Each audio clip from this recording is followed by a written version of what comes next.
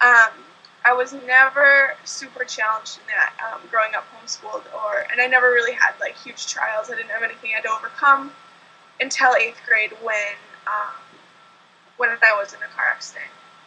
And I was in a car accident with my mom and my 2 brothers, and the car, we were hit head on by a semi, and to this day, no one's really sure what happened. I guess, when you have the feeling that, well, everything's going to be okay, I kind of knew that it wasn't. But I remember just knowing that, like, okay, you know what you have to do. You know who you have to talk to, and you have to get it done, and you have to stay calm right now. And so doing that, and I don't know how I did. I was 13, and I should have just curled up in a ball and cried, but I didn't.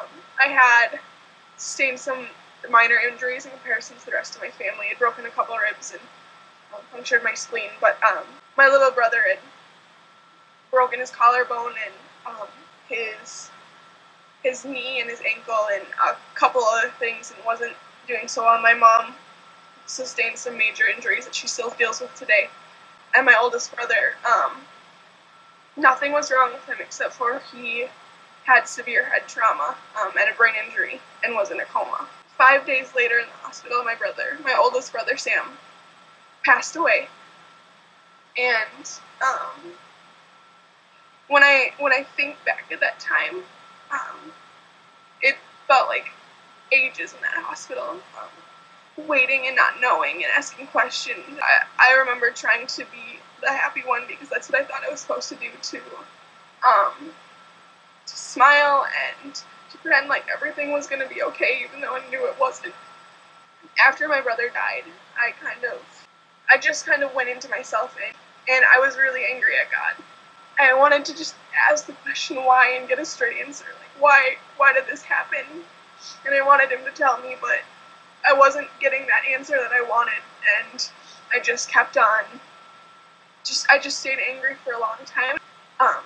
Junior year, I decided to kind of come back to God, and more like He got a hold of me, and He pulled me out of the pit that I buried myself in. He gave me freedom back, and He gave me the ability to laugh and to cry. And what I do know is that He was just an amazing, strong kid, and he believed in God so much, and he believed in Jesus as his Savior. And to me, that is the most assuring part, because, my beliefs say that when you do have Jesus, and you've accepted Him as your Savior, that you'll spend eternity in heaven. So I know I get to see Him again.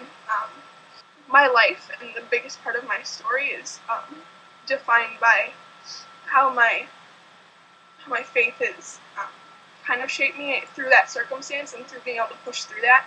I've been so blessed, and my life has been blessed even through the crappiest circumstances. My story isn't over.